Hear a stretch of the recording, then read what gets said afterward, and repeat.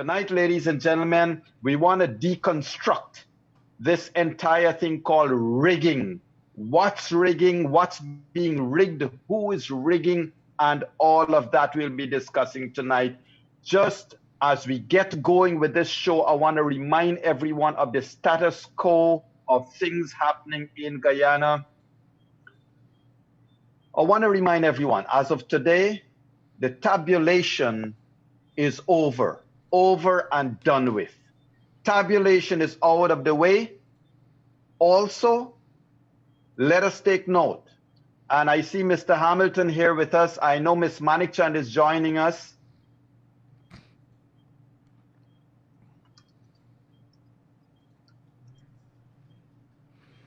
So here is what's happened. Take note. The last time around, Mr. Hamilton and Leonard, I think you were there, but I'm not seeing you. The last time around, Mr. Lowenfield expeditiously presented a report accommodating a fraudulent declaration. Yet he prepared that report knowing it was containing fraudulent information. That report was taken and presented to the commission. The commission, fortunately, to the credit of Madam Claudette Singh, did not entertain a discussion on that report, and so it was held in abeyance.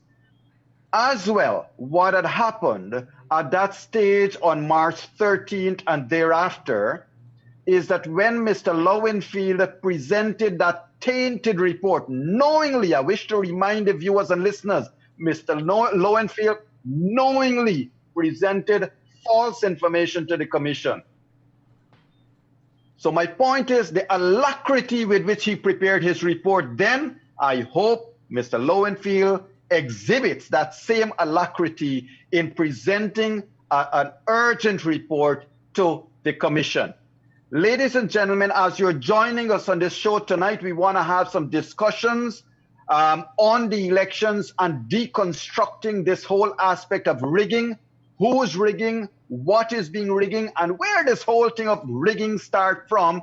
And I want to shock Mr. Hamilton and Ms. Manickchand by telling you two, good sir and good lady, that as of this morning, I heard from a newscast, well, a feed coming out, that apparently the PPP started rigging since 1964. I did not know the PPP was in government since 1964. We're going to deal with all of that. But ladies and gentlemen, just before we get to the elections, just before we look at this rigging, you have all asked us if we can secure some different opinion as to what our students are facing in this country as we speak presently. We know students are getting ready to write exams. We know the decision of the exams have been made, but the problem is the impasse that this nation now sees between the teachers being told not to turn out to work and the children being told you have to be ready for exams. So we thought that we would invite to this program no other than the former Minister of Education to share with us her thoughts on this impasse we are in presently, because in my opinion, my personal opinion, and I'm sure Kaito Radio shares this opinion, our children are of utmost importance. And any decision we make as a people must take those children for the importance that they deserve. Ladies and gentlemen, one day we are gone, but it's the children that we work for and they will inherit everything. Ms. Manickchand, welcome to this program, ma'am. As a former Minister of Education, and I'm not sure what would be your new portfolio in a new government, but we're going to deal with that later. What's your thoughts on this current impasse, and what would you advise our students and teachers, and what are you saying to Guyana?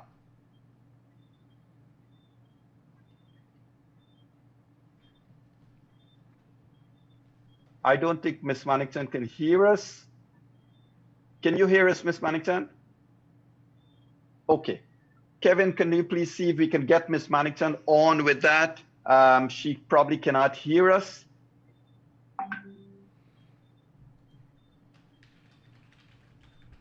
We can hear you.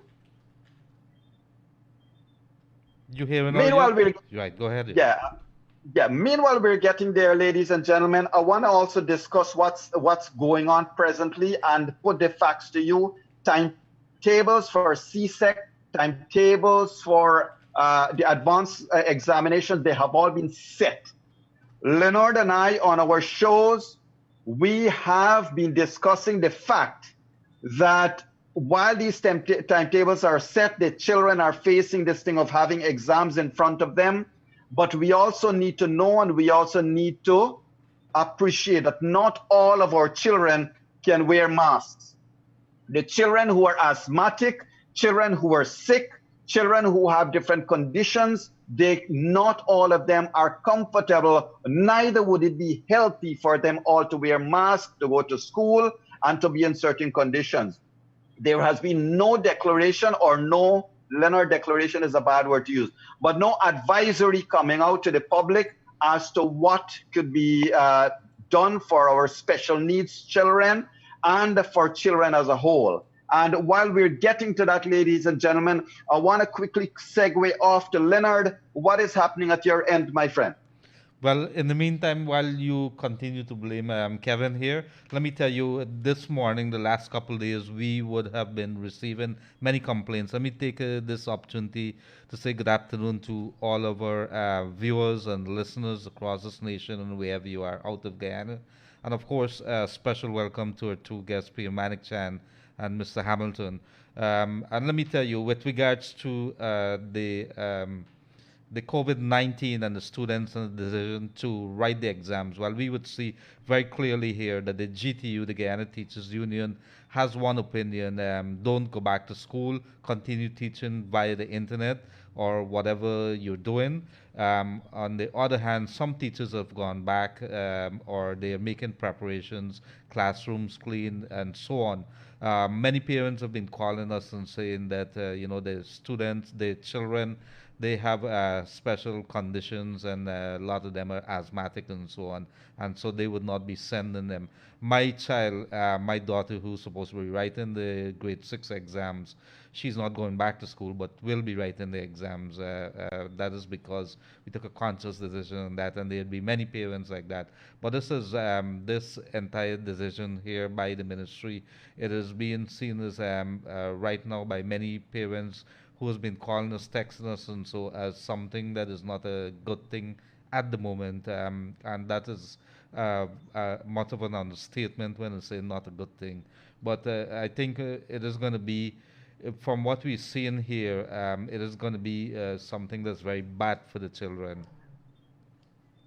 So, Leonard, I mean, yes, we know that. And you know what? In case we're getting problems having Miss Manickchand on, we can always bring her on for tomorrow. But I want to get on with the discussion tonight, if you don't mind. And let me welcome Mr. Joe Hamilton here. Mr. Joe Hamilton has been a former MP. Ladies and gentlemen, listen to this. And I want to share some raw facts with all of you. The recount is officially over. Today, at 3 p.m. thereabouts, the final certificate of tabulation was signed and would have been in the possession of the Chief Elections Officer. Now, the recount is officially over. The numbers of these recount and from these recounts are obvious to the world. The world knows these numbers. Ladies and gentlemen, the world knows these numbers. The world knows who would have won these elections and who lost. But guess what? We have re-entered the age of squatting. We have re-entered a realm of squatting. Only now is deemed squatting in public office, unwelcome presence. The electors, the voters of this country spoke since 2nd of March 2020. They spoke loudly and clearly, replacing one government with another. The one that is replaced has been crying like a baby since March 3rd, March 4th. All we have heard is all kinds of cries, excepting accepting that you performed miserably and you were given the boot. So, ladies and gentlemen, those are the facts as we have them. Here is where it gets even weirder and weirder, if one can use those phrases. Miss Lawrence, who is an executive of APNU AFC, Miss Lawrence signed a declaration that created 15,000 dead and migrant people. They signed a document that had 15,000 non-existent persons, no name, no serial number. You don't know whether they're alive or dead, whether they migrated or not. They signed that declaration. Later on, they signed another declaration that was even worse. Ms. Joseph and Mr. Mingo signed that declaration. 22,805 persons they created. Let's talk about bloated list if you want. They created people who are not even on the list. This is the ridiculous situation we have. So, as I said, the voters voted, and now you have squatters in office. I am calling it exactly how I see it. Let's look at their lies. They refused to release their SOPs.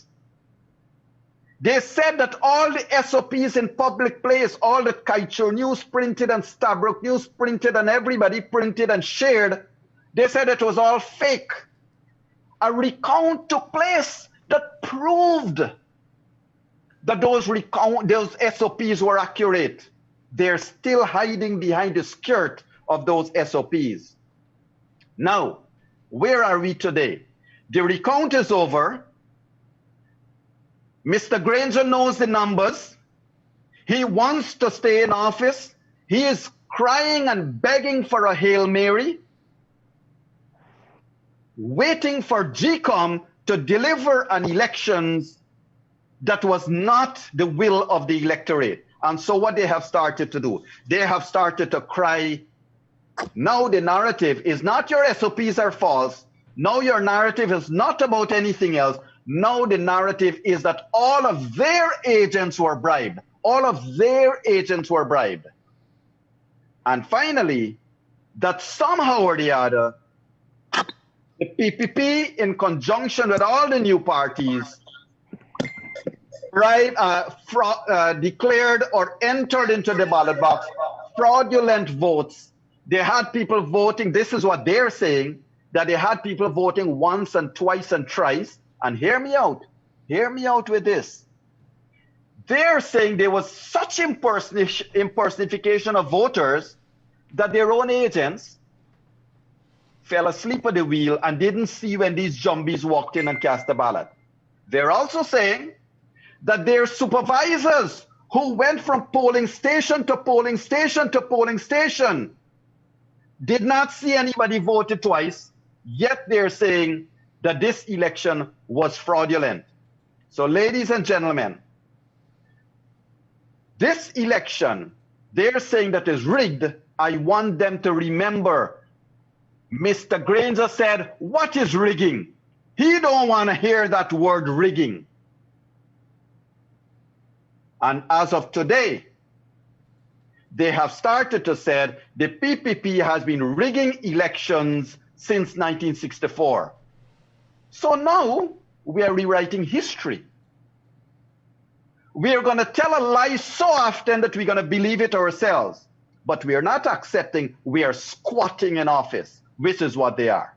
So, ladies and gentlemen, I have sought the good advice, the good counsel of some friends of mine who said the best person to bring on this discussion is Mr. Joseph Hamilton. Now, Mr. Hamilton, I'll tell all of you this. The first time I ever spoke to Mr. Hamilton in all my life was today when I invited him to come on this show. I knew of, but never knew the gentleman before. And I'll tell you something, the first time when I spoke to him, the words were not too kind, but the words were very plain. He's a plain speaker. Now, ladies and gentlemen, Mr. Joe Hamilton, I want to present him to you all. Here is a gentleman who was one of the executive members of the PNC. This gentleman has been an executive of the PNC. He has been in the belly of the beast, so to speak.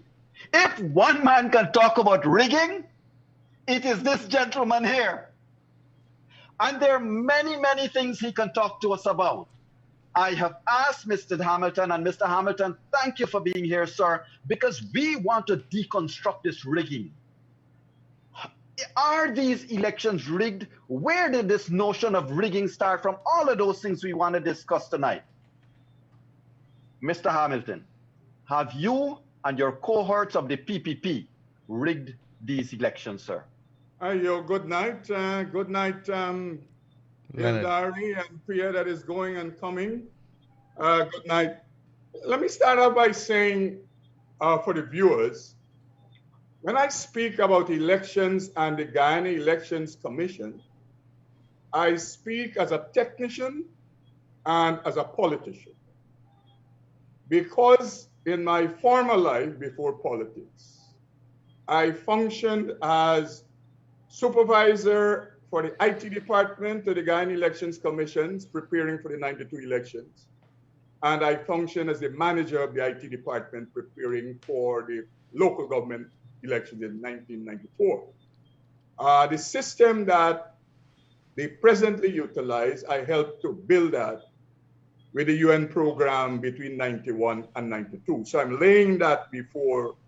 When I speak about Guyana Elections Commission and elections, I'm speaking from a position of knowledge and experience. I'm not just gaffing. A lot of people gaff, even senior politicians, they talk about things that they don't know about at all. One of the most robust electoral system that exists is in Guyana. And I remember in my former life as a PNC executive, arguing for several things that now we have at the Guyana Elections Commission, the whole issue of fingerprinting to deal with multiple registration, the whole issue about a folio with photograph, all of those issues create conditions whereby this falsity cannot happen at a polling place. And that is the reason why, as you said earlier, Yo, that is the reason why they shift this conversation to make the point that their agents, 2,000 odd, were compromised. They were bought out because APNU AFC PNC recognizes that there is no way you can impersonate people at the election booths. So they now say, listen, it happened, but it happened because all our agents, or as someone said, I think James Bond said, 80% of their agents committed criminal conduct by conspire with the PPP Civic to throw their government out. Second point is, the PPP has nothing to do with elections other than being a contestant. The PPP is a contestant just like APNU and all the other new parties. The people who are responsible for managing elections, it is the Guyana Elections Commission with a chairman, commissioners, and a secretariat to do the operational work. So how does the PPP rig an election that they have no control over? Is because, and you mentioned in passing some feed, but I know you were talking about Joe Harmon. And the point is, I normally say that the leadership of the PNC, APNU, AFC, suffer from what you call severe psychosis. And you know, psychosis is characterized by an impaired relationship with reality. That is what they have. Granger and his cabal, they have an impaired relationship with reality, because all of us who are sane people, we know what the numbers are. We know how the elections they went on March 2nd. We know what the count was, and we know what the recount is that has finally brought all of this to an end. Third point I want to make, because there's a lot of conversation about what Claudette Singh will do and what she cannot do and what she shouldn't do. An election starts with the preparation of a voters list, because if you don't have a voters list, you can have no election. And an election concludes with a declaration of the results from the election. So the elections, that is the conclusion of an election. A declaration of how many votes the contestants in the election, how many votes they garnered from the people. And therefore, I am trying all the time to stretch my mind and my imagination, whereby the Elections Commission and the chairperson can neglect to do a declaration of these elections. It's an impossible thing to even think about. Gotcha. But here is Yog, that the GCOM can annul the elections. Again, impossible. Joe, we'll get to that in a moment. I wanna come to deconstruct this whole argument about rigging. And I noticed Ms. Manickchand has joined us. So Ms. Manickchand, we have moved on to the elections, but please bear with us. If I may, Priya, have you, you have to unmute your mic. Have you and Joe, have you guys, answer my question, it's yes or no. Have you guys paid anybody to vote twice? Most of our people, firstly, let me go with the activists, and so are volunteers. And secondly, why would we want to vote?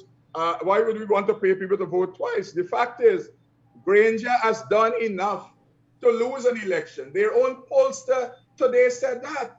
Wickham has been doing polls but Joe, coming back to you on that, because I want to talk about this thing. I know we'll talk about the pollster. Miss Manickchand, Priya, yes. Were you in any way? Have you seen anything in your party that would make you be suspicious of any activities therein? So good night to everybody. Joe, Yog, happy to be here. Look, I have no doubt in my mind that many persons might have thought we'd love to vote twice. We'd love to vote 10 times, because there was a lot of suffering in the last 5 years that caused people to feel desperate. The thing about it, though, Yog, is that the system doesn't allow one to vote twice. It simply does not. It does not allow dead people to vote. It does not allow people who are not registered and qualified and eligible to vote. And why do I say that? In this election booth, in every polling place, you have at least 3 GCOM staff trained by GCOM, hired by GCOM. Now, GCOM has been overrun by some senior people. Let's go back a little bit and remember when David Granger appointed unilaterally Mr. Patterson, the old judge, to be the chairman of GCOM. He then appointed someone called Roxanne Myers. I don't know if you remember that. Over and above a man called Vishnu Prasad. Now, Roxanne was neither qualified nor as experienced as the other applicant, Vishnu Prasad. So what you have is, in fact, it was later investigated by the ERC, the Ethnic Relations Commission, and they said there was absolutely no reason why she got the job over and above him. So you have someone that was handpicked by Granger, and that is Patterson, and he handpicked Roxanne Myers. No rhyme or reason. She didn't qualify more than the other applicants. And she is the person who hired GCOM staff, and GCOM staff went to these polling places. Each polling place had at least 3 persons. Then you had a policeman at every polling place. You had a PPP agent, you had a PNC agent, a PNU agent, whatever you want to call them. You had small parties. We had international observers, we had local observers. In many instances, most of these people came together as strangers for the first time at 4:30 that morning. So they didn't come together there as friends. They came together as adversaries. You remember this was a heated, hotly contested election. People calling people names, people saying nasty things about each other's parties. So the two agents did not come together there as friends. They came together there to watch each other, to make sure they're not doing something wrong. And you had that across the country in 2,339 polling places. So even if somebody wanted to go and vote twice to get rid of Mr. Granger or to block your finale from going in, because you have both sides that might be tempted to do something wrong. There were so many stop gaps. So these are the 12 people that came together in each polling place that were looking at each other suspiciously. Then you have each polling place, every agent had this thing called a folio, which is really a sheet of paper that has a very clearly depicted photograph of each voter. So when Priya Manickchand walks in, if I say I'm going to vote for Betty up the road, you see my face. Betty and I are unlikely to be looking alike, and everybody's looking at each other's face. I didn't vote with an ID card. Correct. I didn't use an ID card.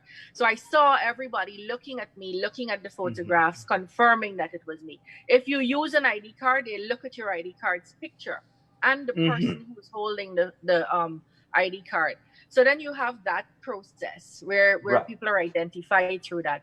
And then when you're finished voting, you have to stick your finger in ink, and that ink doesn't come off. We all experienced it. It doesn't come off for a few weeks. People still have ink now, 3 weeks later, 3 months later. So but I'll tell you something. We have had this discussion, but sorry to interject, but here is how I want to remind everybody. Look, these elections in Guyana, we have, Leonard, you remember we had an overseas person on this show who said Guyana's safeguards in these elections are way above many other countries. Ladies and gentlemen, it is because of these safeguards that Mingo was caught. Yeah. It is because of these safeguards that every process had to stop, so that now they're now just praying for a Hail Mary. And what I want to remind everybody, God listens to everybody, so don't feel only one side is praying. Everybody is praying, and everybody is also praying that Madam Claudette Singh makes the decision and makes it early. But Priya, sorry to interject there, because the truth is that Bruce Golding said it so right.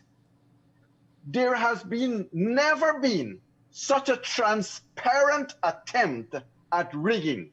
And Joe, I want to throw this back to you. How does this rigging compare to the rigging of the 1970s, my friend? No, the thing is, listen. Different world, cameras all over. And that is just the point is that PNC was attempting to rig an elections in 2020. So they were attempting to do a 1970, 1980s matter with the TV on and the cameras rolling. And that is the issue here. They apparently still think we were back there in time.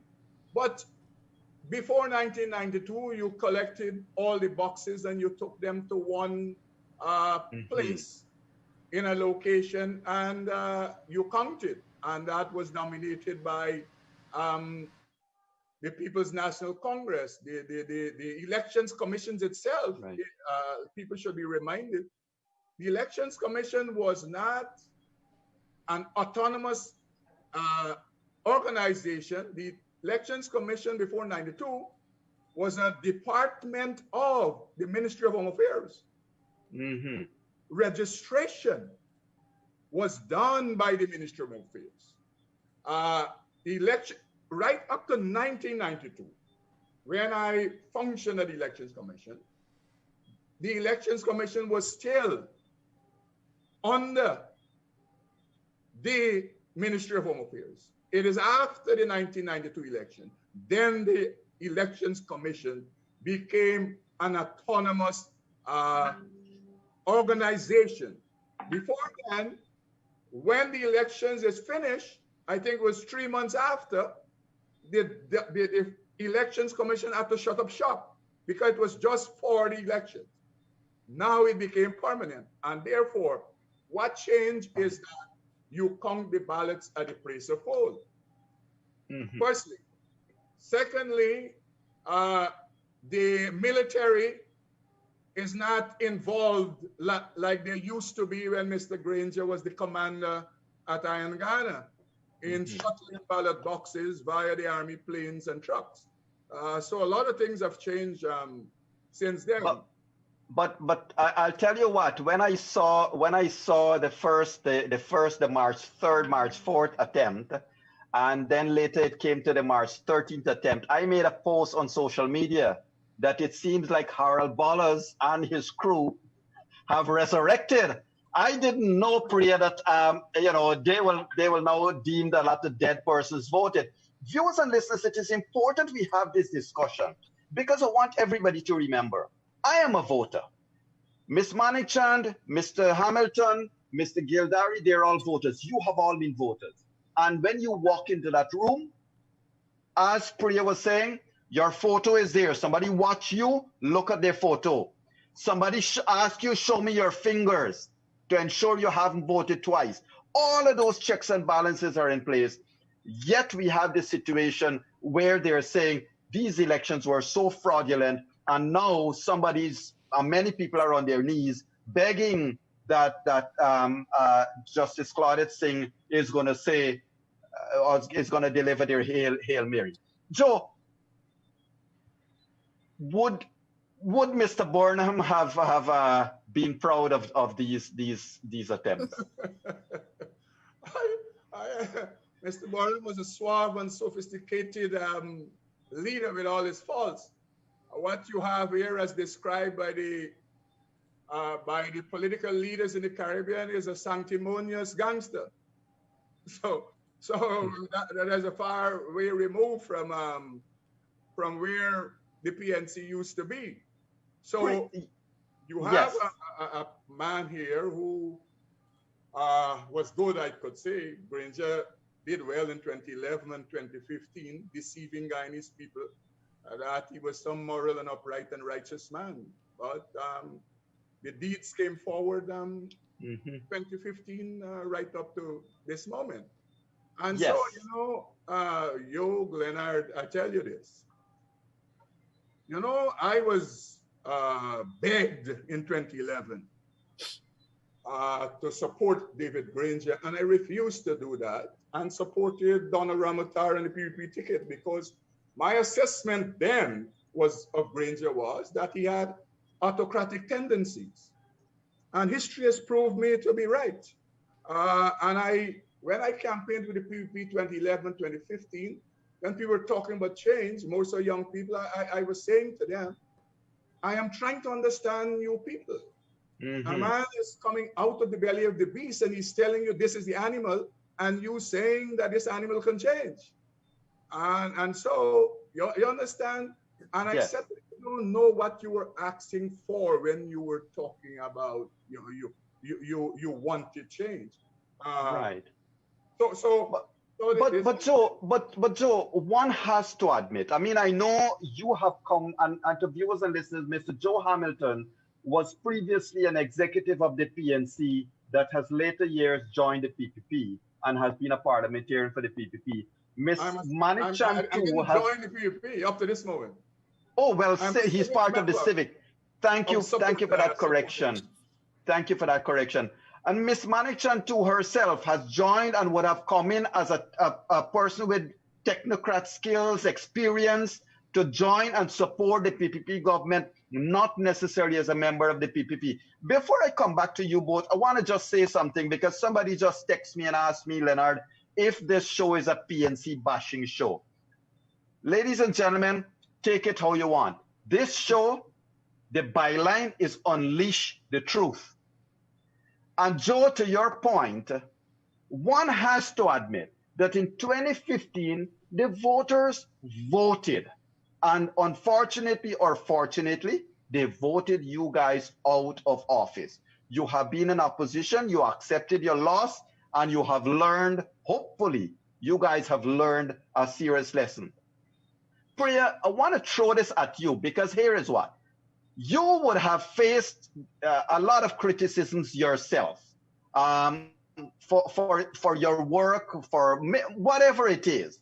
Having sat in opposition, what would have been your thoughts knowing that people voted you out, but seeing that the self-same reason you were voted out are now perpetrated in an even worse manner by a new government?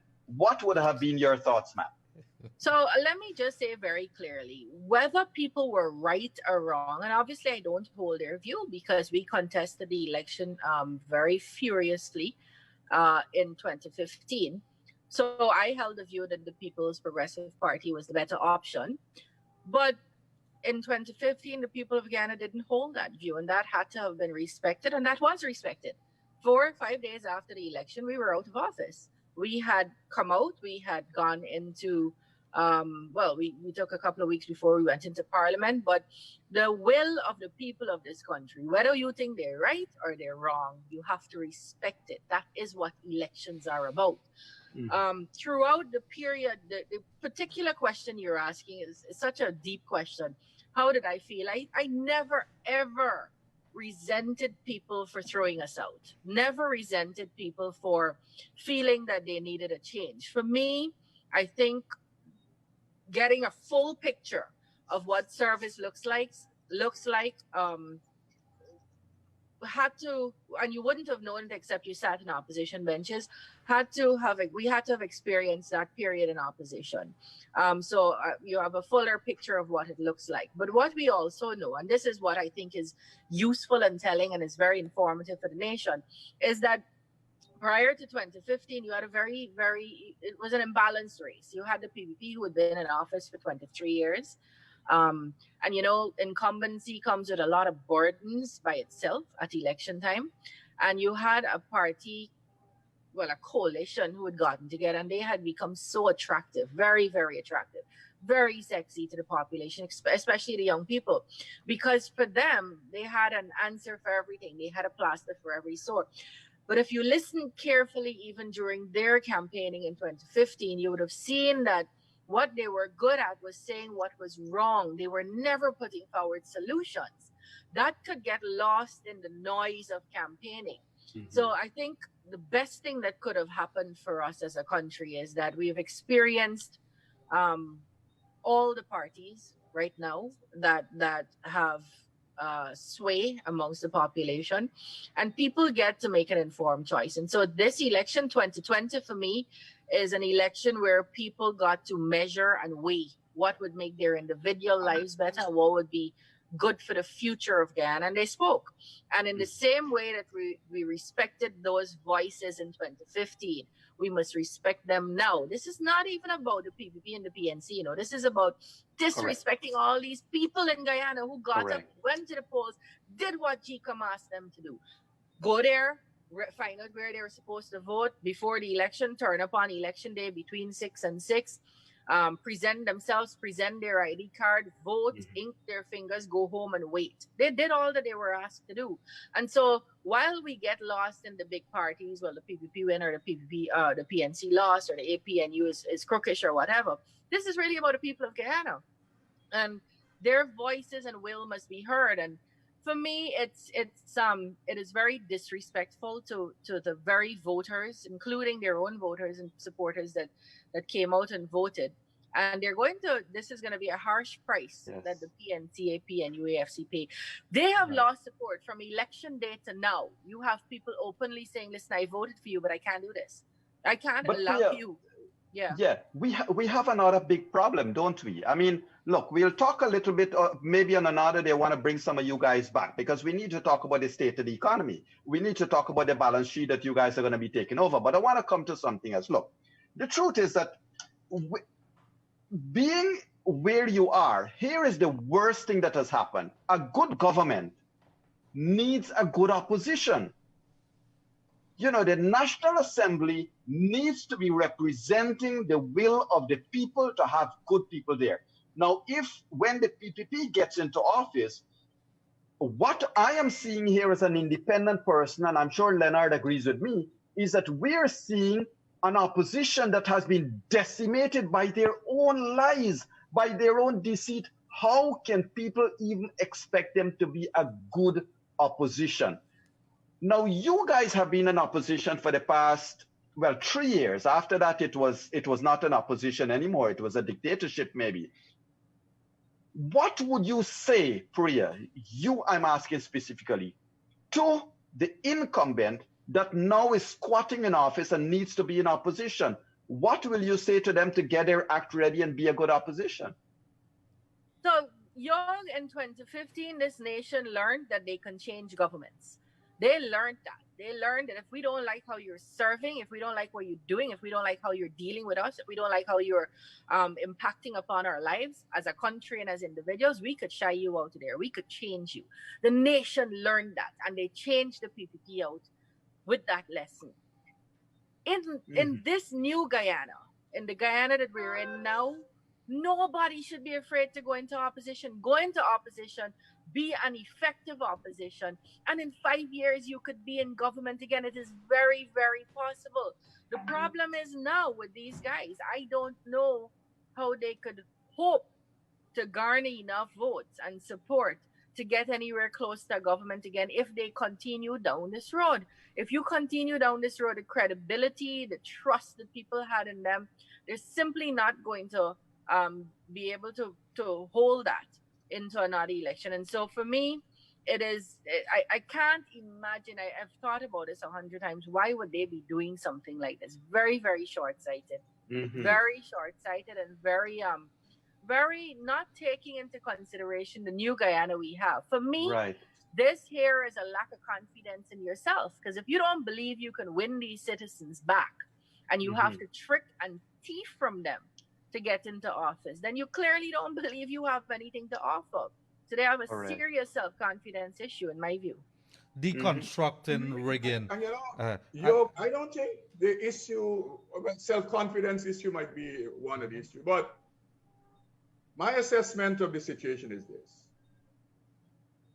These guys, most of them, they want to stay in government to protect themselves because they are aware more than we could ever know about the corruption they were involved in. And this new spin about power sharing, government of national unity by their acolytes is not to serve. It is to stay in government somehow or the other to protect themselves from prison, I see it. That's what all of this is about. It's not about service to the people, their supporters, and want to go back to do the best they can to maybe be re-elected. It's how I preserve the loot, how I preserve myself from investigation, because the fraud and the corruption is so blatant that you don't have to go and look for it. When we go in government, you're not going to look for this corruption that these guys were involved in. And some of the people who are screaming the most from APNU AFC are the people who are most involved in corrupt practices. So that is their fundamental reason of holding on. It has been since 21st of December 2018. It's been since 1964, Joe. It's been since 1964. Well, no, I'm dealing with now. I'm dealing with now.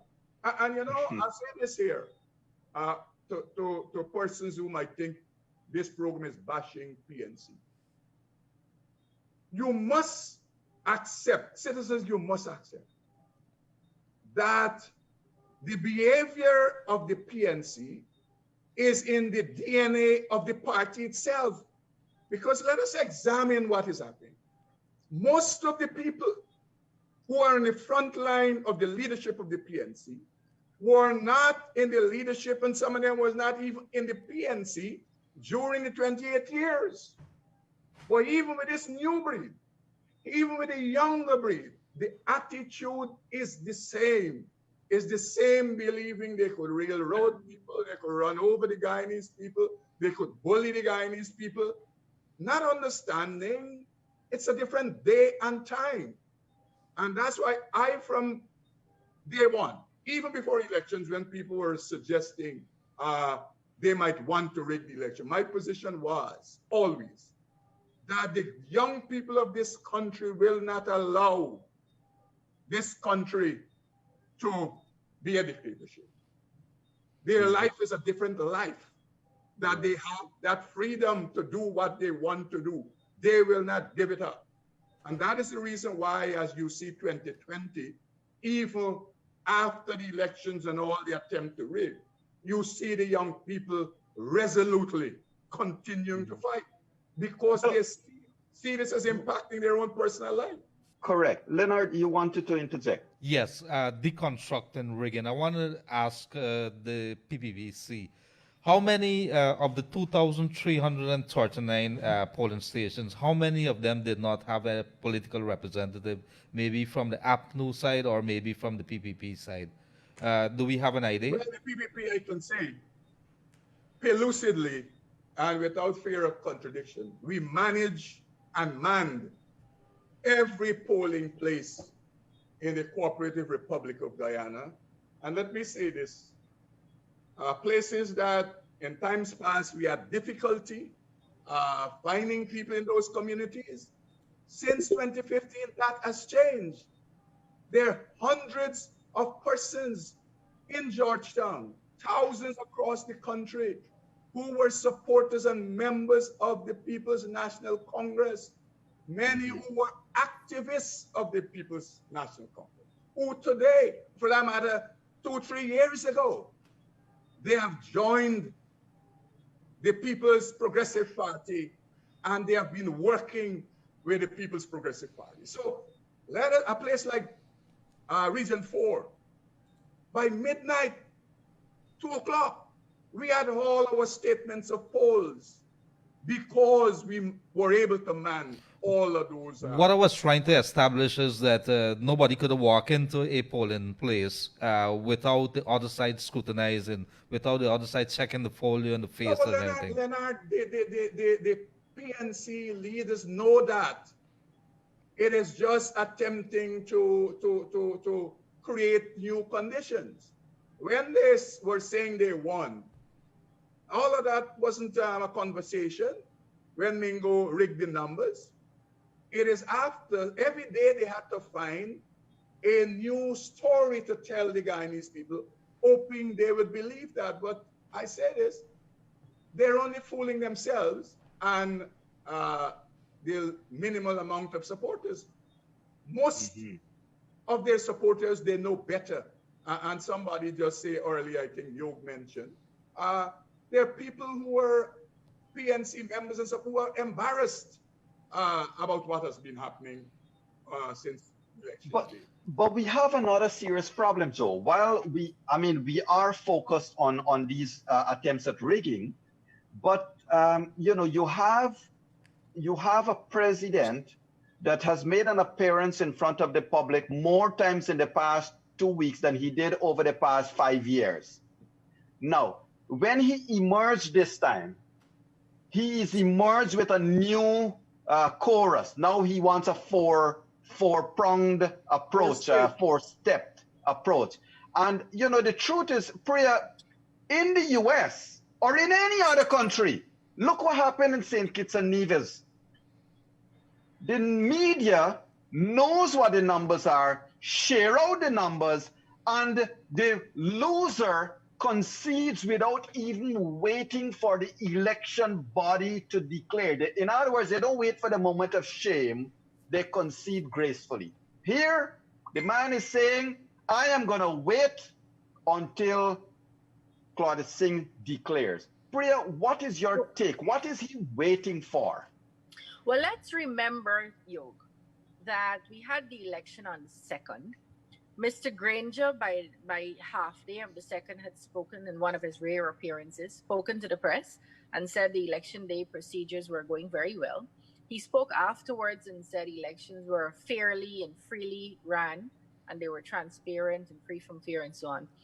On Thursday, Mr. Granger was at on the 4th. Sorry, that's Wednesday, at a celebration on Lamaha Street, thanking his supporters for causing his victory and his win, and promising them that he would give them a better life, and saying that by tomorrow morning he would be sworn in. So Mr. Granger was saying that he won.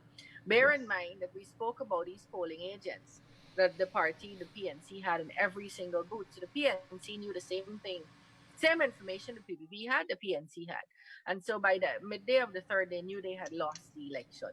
So the narrative started with that they had won. You know, Mr. Granger was dressed at least 3 times to get sworn in. The army ceremonial people were dressed, you know, the white clothes ones with the drums and so on, to go and swear him in. He was ready to celebrate. Mr. Mingo did a declaration. That declaration was vitiated by the court. Mr. Mingo went and did a second declaration that can be held up against today's declaration, where he gave Mr. Granger 19,000 plus votes that he did not get. Mr. Hmm. Granger, knowing fully well he never got those votes, was willing to go and get sworn in and celebrate his victory based on that. He is now saying that there were such massive errors, 90,000 people who were not supposed to have voted, and 90,000 votes are discredited. We live in Guyana. We know whether 90,000 people could vote and nothing, and it wasn't any big story on election day. The moment you had 2 or 3 of those happening across the country, we would have heard of a big outcry from the APNU AFC about it. So now he's saying that they have all these discrepancies. Let me just point out to you that in every single election, in every single country, there will be errors, mistakes, negligence, deliberate flaws happening in an election, simply because you have people managing it. Wherever you put together a large enough number of people, some of them will be delinquent, some of them will be lazy, some of them will perform excellently. That's just how the world is. In 2015, Mr. Granger assumed office with 4,000 ballots that were spoiled, or what we call rejected. 4,000 ballots. This election, you have just a little bit over 4,000 ballots that are rejected. You know what I mean? And we have far more voters. So there's no difference here, Yog.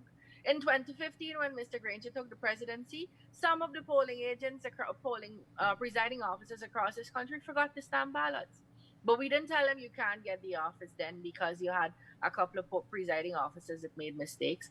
When Mr. Granger assumed office in 2015, you had people who marked the ballot twice, just like they did this time. So these kinds of errors happen at every election. Do they happen? Are they in such a magnitude to change the result of the election? The answer is no. The answer is absolutely no, not in this election. And you see it in the numbers. So the point I'm making is he has to change the narrative now from we won. Because remember, this thing started out as we won, we got more votes than you, and the recount is going to show more votes. When the recount started not showing up more votes and showing 99% accuracy of what came out on E night, it started becoming, oh, dead people voted. Then dead people who were supposed to have voted started coming forward and saying, well, here, look, I'm right here. I ain't dead. I'm right here in flesh. I'm alive and well. People were put to the indignity of doing videos and saying that I am alive and well. I'm right here. I voted. Then that one didn't catch on. So they started going to the one that people migrated. So much so that they sent a list to the Commissioner of Police. And the Commissioner of Police purportedly responded saying, yeah, these are the names of the persons who migrated.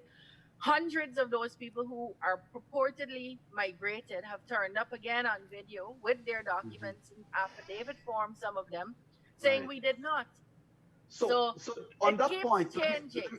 let me ask you this question quickly. On that point of the Commissioner of Police, has your party written to GCOM to say that there are so many persons on the Commissioner of Police's report that are, well, to rubbish the Commissioner of Police report? Do you know if your party has done so? Our party has 3 commissioners on the Guyana Elections Commission. I'm not sure if we've written officially, but the information is there publicly. People Well, have sworn the reason affidavits. The reason I ask you this is as follows. Mr. Vincent Alexander was on in room 592 a week ago, and he said, being in public space is not being in the knowledge of GCOM, and if somebody has a grievance, you need to officially inform GCOM. So that was my question. Joe, so yeah, I go saw on. I saw a press conference where he said the same thing. He said literally, and I was stunned at it, shocked, stunned, and disgusted, frankly. He said, "Look, yes, I have seen the newspaper reports, I have seen the affidavits, but until they come to me in GCOM and tell me they're alive, then I'm going to treat them as though they're dead." Well, I didn't come to you and show you I voted either. And the people whose votes you are relying on, they didn't walk into GCOM and show you they voted either. So how come you're relying on those votes, but you don't want to rely on people? GCOM has a record, you. GCOM's record says these people voted. GCOM has no reason to go beyond and behind that record. And even if they had reason, they cannot go beyond and behind that record to use a third party's information to influence what their record tells them happened on election day. And so I was very stunned to hear Mr. Alexander take that position, which is essentially that, look, yeah, she's in Praia, I see her there, but until she come and tell me at GCOM that she's alive, I'm going to treat her as dead. Now, is that a reasonable position to take? That seems to be a position that is advancing his party's attempt to rig this election. And it's really quite shameful. I can't believe that at this age, because he's an old man, this is probably his last hurrah. And at this time, in this age, that he's prepared to go out like this, trying to rig an election all over again. And that's a problem here. We have people from that era that are running the system. And there's a question here for yeah, Mr. Hamilton. Mr. Hamilton, you would have seen robust voting day. The systems are robust. And it seems as if nothing much would have happened that would cause an election to be declared null and void. But let me ask you, what are some of the loopholes that needs to be closed as far as GCOM is concerned, as a former employee with them? I don't, the only thing I think, and we were saying, we recommended going forward to the 2020 election. I think the mobile scanners might be an additional tool to use, because remember, you have the fingerprints. Now we send them to Canada to do so. I mean, you have the folio, but I suspect going forward, if we want to improve the system, it might be where you have for the specific polling place, you have them where a person could put their fingerprint and it matches or something like that. Look, Leonard, could I answer here? Yes, but the other thing to Priya, I wanted to say this. Some people talk about Guyana is unprepared for electronic voting. We can't even get the internet proper. So some people are saying about that, but the paper-based system for a society like Guyana, based on our demographic and how the country is situated, is the best system in my view. Right. And just before you comment, go on, Priya. Right. So I am saying anything that would enhance, more scrutiny would be great. But I will say this with confidence. We have an almost perfect system here. And like I said, any system that has people attending to it will have human error. It don't matter which computer you put there and how much scanners you put there. If a man got put your finger on and you scan it properly, you'll have some human error. We have such a perfect system that the election was had on the 2nd. By the 4th, Mr. Mingo you started seeing evidence of that rig by the 4th. And on the 4th, we started the objections. That's how easy and quick it was to pick this thing up. So it's so, Mr. Mingo called 21 boxes, Mr. Mingo's staff, that did not match statements of poll. And we stopped him. We saw it from the first box that didn't match. We stopped him at box 21. That's how efficient it is. And that's when the whole story started unraveling. Right? The point I'm making is in 1992, when the Carter Center came and Mr. Carter came, remember this election was supposed to happen in 1990. Now, if you read the history on it, you will see they took from 1990 to 1992 to put a set of systems in place, including things like counting at the place of poll and party agents sitting down in their observer groups, passing and observer election law. Uh, a whole host of things that combine together to give us a system that is very transparent and that is robust in its rejection of wrongdoing. Now, in every, like I said, in every country you'll have errors and whatever. You'll even probably have wrongdoing. It's whether it amounts to so much that the election result will change. In 2015, if you go back into the archives, you will see the international community said in almost those many words. They said, listen, PPP, we know you have a problem and you're querying 7 boxes. At that time, you may recall that the People's Progressive Party was asking for a recount of 7, 7, SEVEN, 7 boxes that they refused to recount that had the false statements of poll. And the people said, you know what? They probably have problems in those boxes. We're not even telling you that they don't. We're saying to you that in every election, even in our country, there are problems. The thing is that it's not enough to change the result of the election. At that time, they had less than 5,000 votes. So I will say to you, to your question, Leonard, that I don't see, if you have someone who intends to rig the system, you could put you could put a perfect system in there. They'll find ways to rig it. Mr. Mingo didn't rig this system because it was bad. Mr. Mingo came clumsily with numbers that did not match the numbers that the people gave the APNU and just call them out.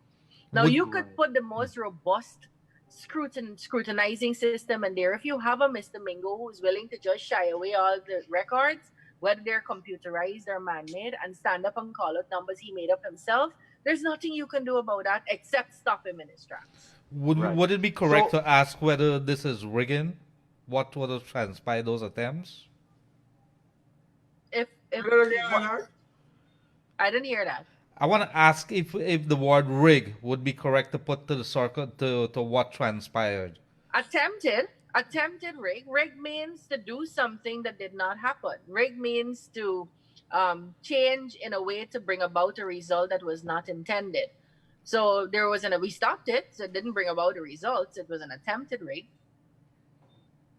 Joe, currently, I want your opinion on this. There is a position that has been shared on social media.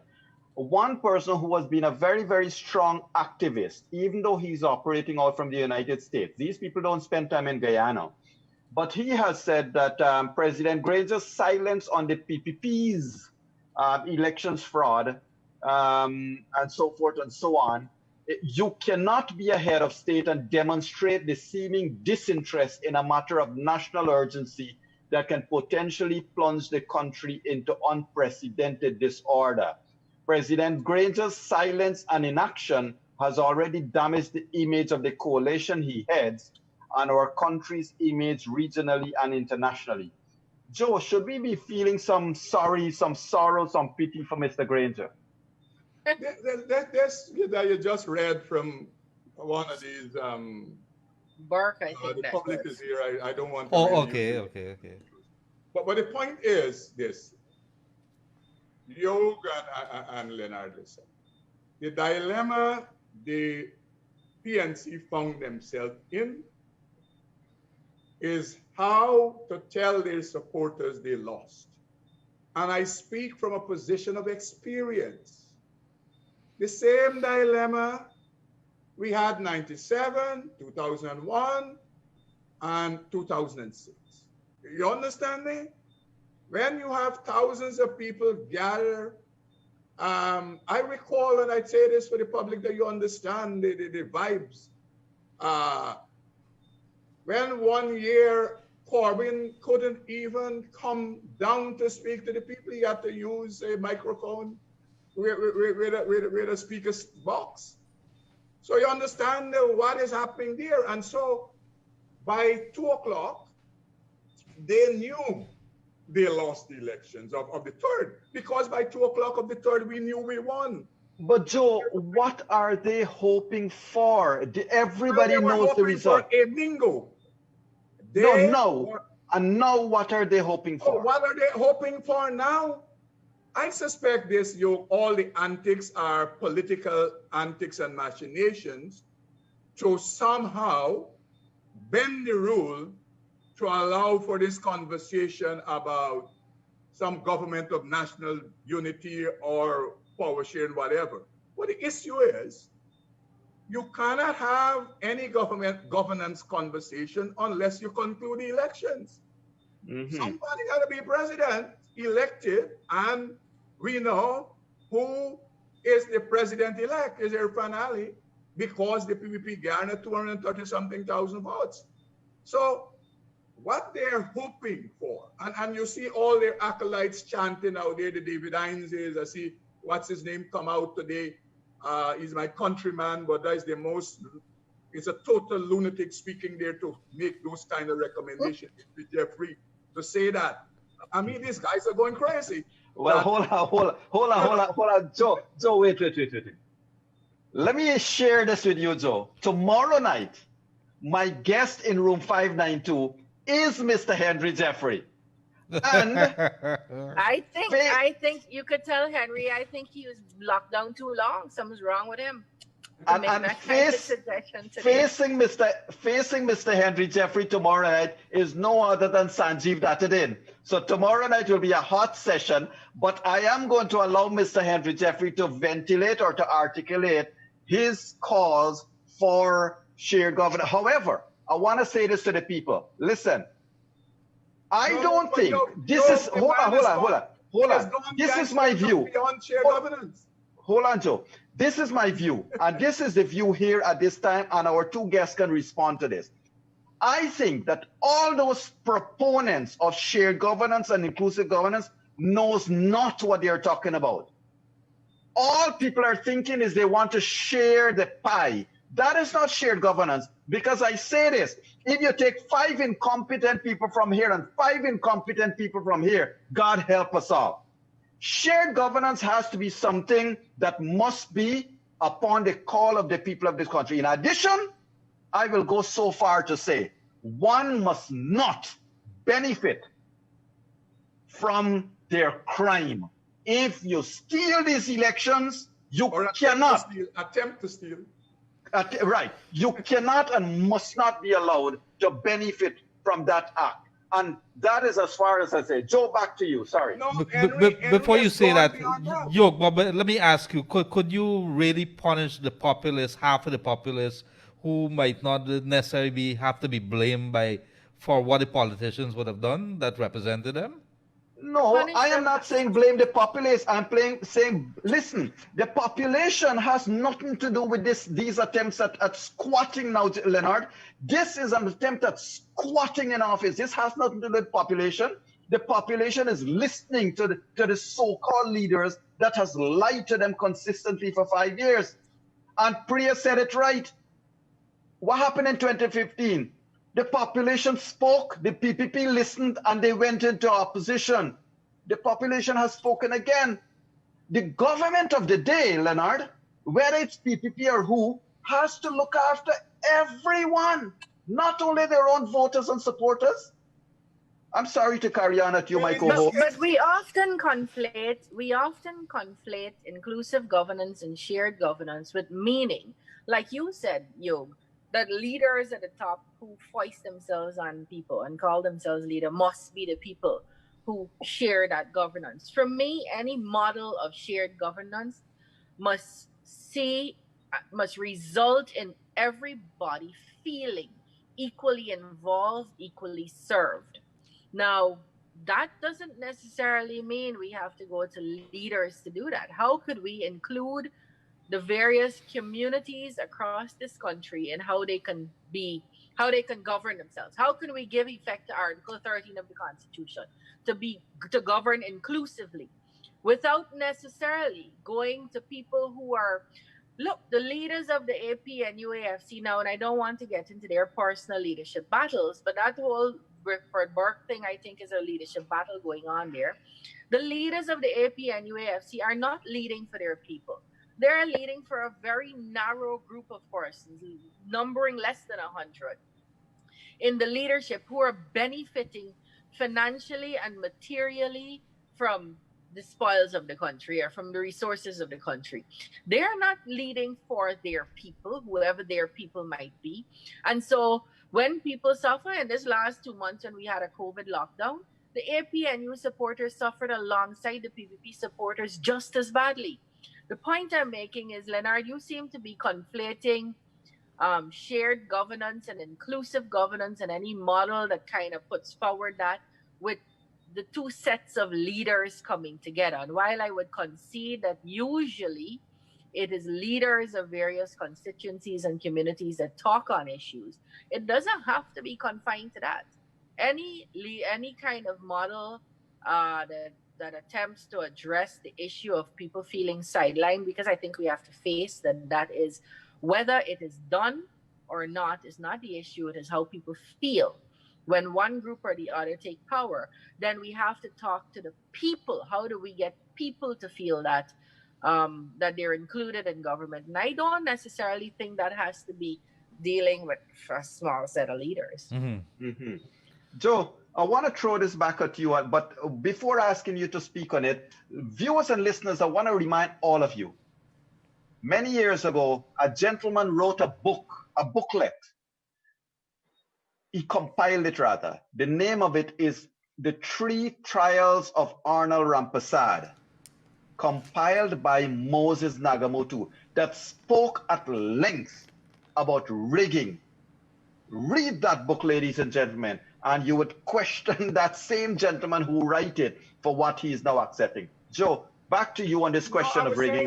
That Henry Jeffrey went far beyond this conversation of shared governance or inclusive governance. Henry Jeffrey is saying that the chairperson should not make, the chairperson should suggest or impose on the nation a government headed by the chancellor for interim period. I mean, I'm not a lawyer. Priya is the lawyer here, but the thing is so madly, the thing is so foolish.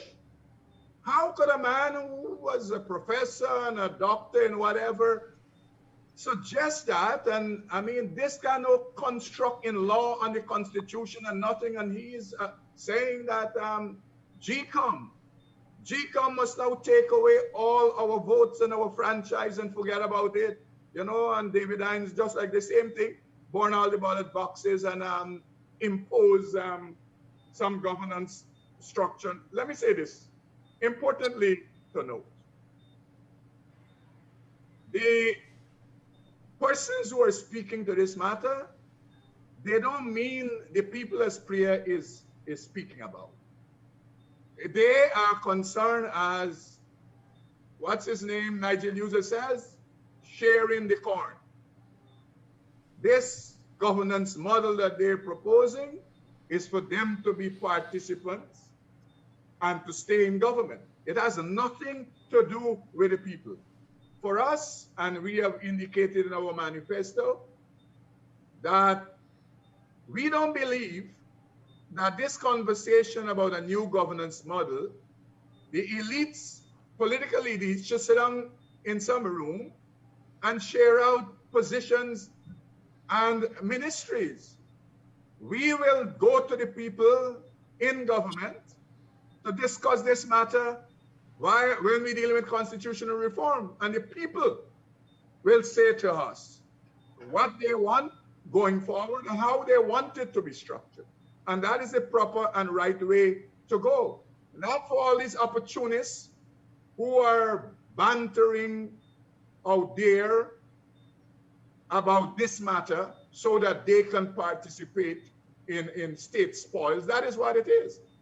Right. And I'm particularly suspicious, Hugh. Let me tell you why. we had, and I don't want to, I mean, frankly, I love Henry Jeffrey. I value his friendship, but I think he had a mad moment there, and he is capable of writing. So what would usually be a coca top gaff, he come and put it in pen and paper and send it to the newspapers. You can't just get up one day and decide, let the chancellor take over and force these two parties to work together. Our laws don't allow for that. But outside of all of that, we had the APNU AFC in office for the last 5 years, 3 solid years. They had no clue that they would lose the no confidence vote. Their ear wasn't to the ground. They didn't see it coming. In that time, they took power, and even when they were in government and opposition, but a majority, all those commissions and standing committees and so on in the parliament, for example, the management committee usually has X number of parliamentary PPP people, opposition people and government people. They had the power to switch all those numbers so that they control everything. So Mr. Granger, when he was in opposition, they voted so that because it's usually a government person that leads the standing committee on constitutional reform, he led it. He did nothing. When they went back into office, they changed it back so that they could lead it again. And they did nothing again. The point I'm making is there was not only no effort, so not only did they omit to do anything to share power, they actually reversed things that had been put into the Constitution during the constitutional reform program. When those things were put in place, they were put in place with a view to bringing on this power sharing more and more. When they had a chance, not only did they sleep on it, not only did they lie on it, not only did they omit to do anything, they actually reversed things that were meant to share power at various different levels. And that, for me, these are people who are now trying to steal the whole election, the whole government. Those are not people you can trust necessarily, the characters I'm talking about, to speak to and believe that it's going to reach the people we hold our holy books to serve and swear to serve. We are there to serve. Whoever goes into government is there to serve the people of this country. How does that happen? It's not necessarily by going through people who call themselves their leaders. I believe if you speak to the people of this country in their communities, you're going to hear some very different things. And I'm saying to you that I have seen Article 13 work. And I'll just give you a small example very quickly. The Sex Offences Act, by the time it came to the National Assembly, you had, frankly, men on both sides of the House who were uncomfortable with some of those provisions, but they dared not stand up and say they're uncomfortable with it or oppose it in any way, because by then the people of this country, Black, Indian, PNC, PPP, Hindu, Muslim, Christian, all of them had already decided what they wanted to go into this legislation.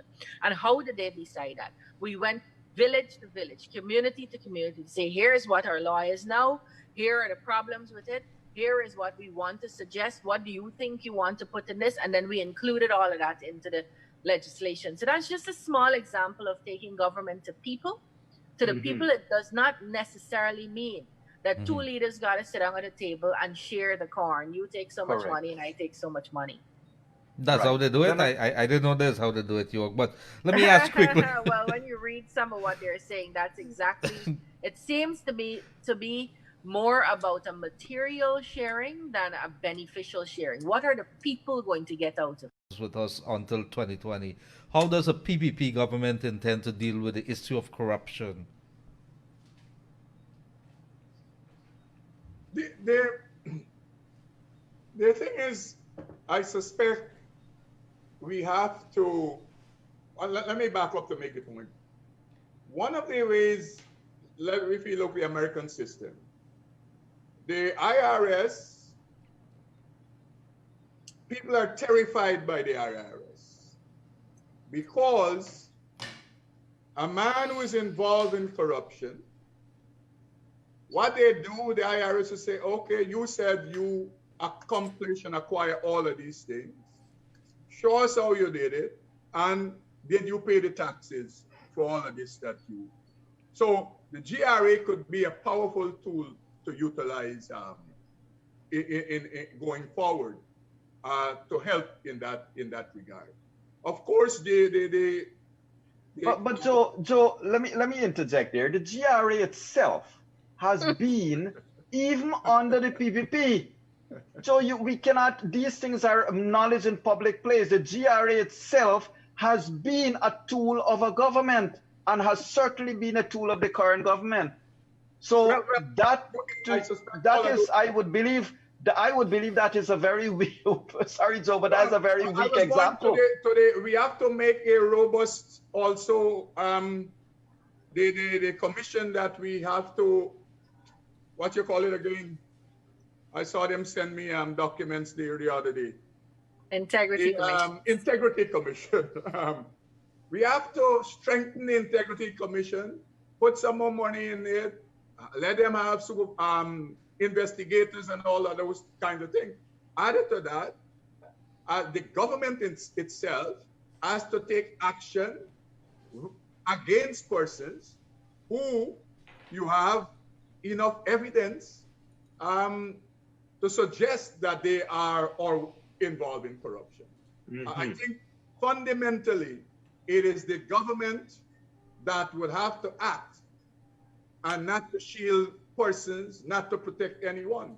And that is how people will believe that indeed we plan to deal robustly with that matter, because I know that... So I wanna cut you there, Joe, because we are getting down to program time, and I want to deal with something else very quickly. I want to invite, whether it's you two or invite other people from the PPP slate to come on this program and talk. Let's talk about corruption. But look, there are some other realities facing us presently, and very quickly, I'm going to put it to you people. Kaisuku has been declaring itself bankrupt. So while the incumbent is squatting in office, people's lives are being even further torn apart. And no one in this incumbent government has anything to say to alleviate the concerns of people. That, Leonard, is another indictment. That is another nail in their coffins, I believe.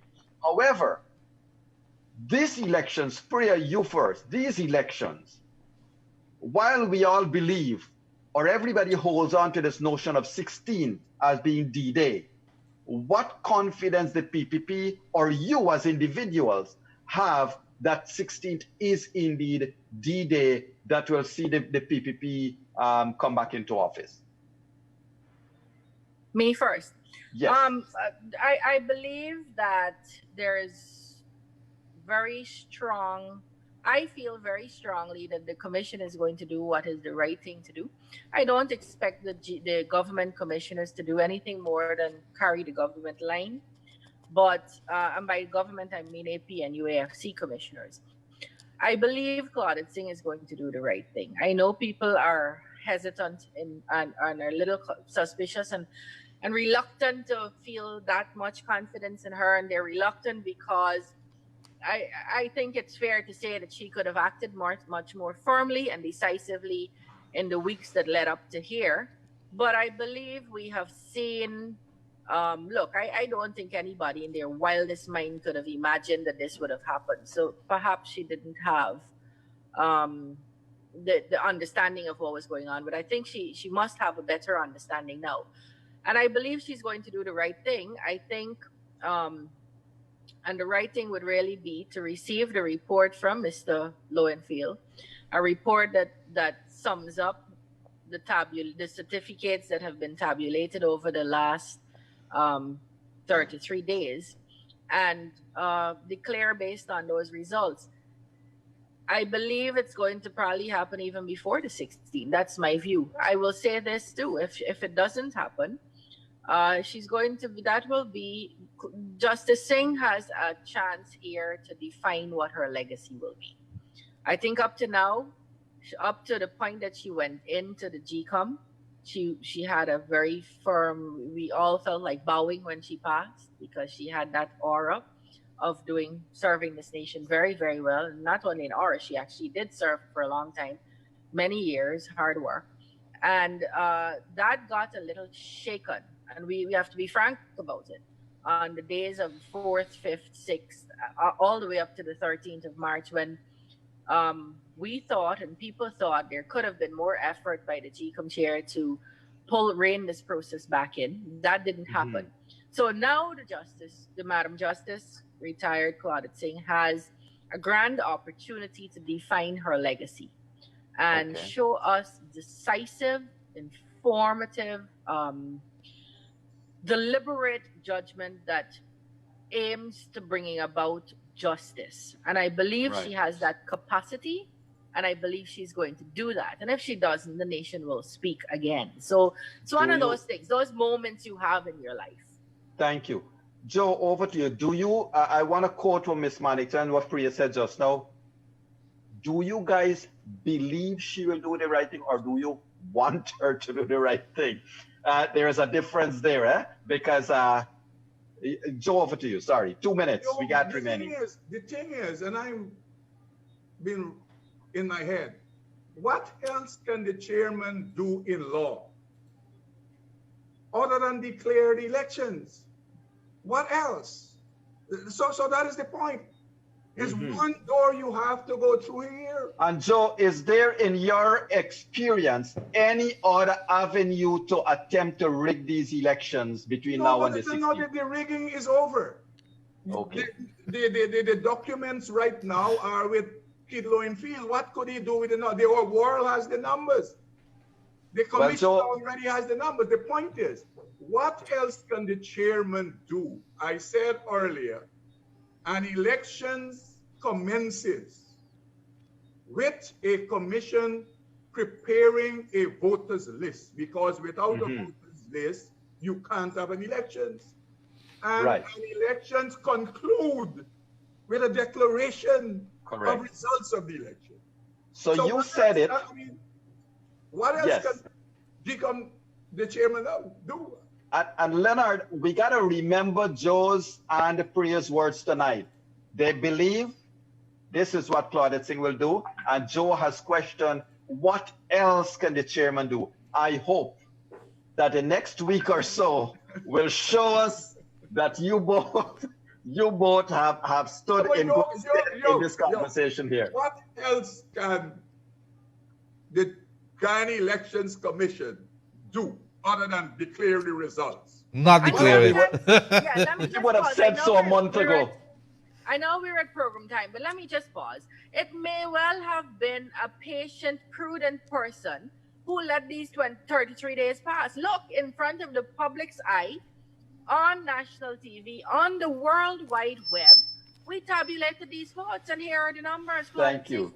I, as Claudette Singh, I can't change that. So you're just bringing to me a fait accompli as the chairperson. We're out of time, and Priya, let me please invite you to join us tomorrow at 2 o'clock if you can, because we didn't get to do the education discussion. Please, if you can.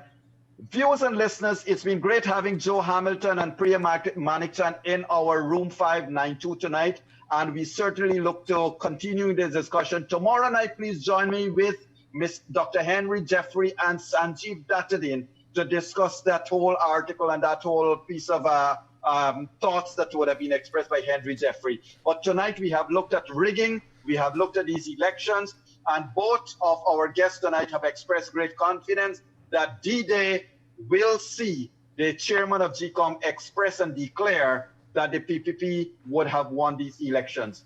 So thank you, Joe. Thank you, Priya, for being here tonight. And thanks to my co-hosts who have been most gracious throughout the program. Thank you, Kevin, Kaicho Radio, and Mr. Glenn Lal.